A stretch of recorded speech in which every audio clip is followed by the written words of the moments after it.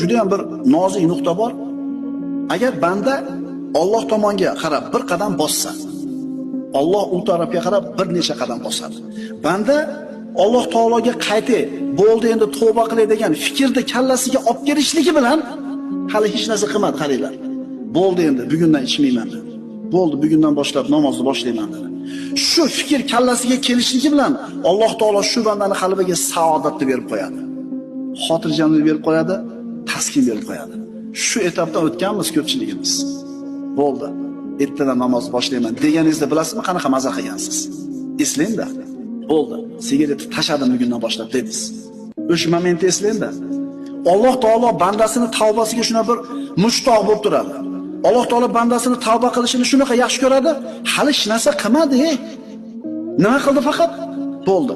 Ertadan bomdodga chiqib namozni boshlayman deyishiga bilasizmi qanaqa xotirjam bo'ladi qalbi?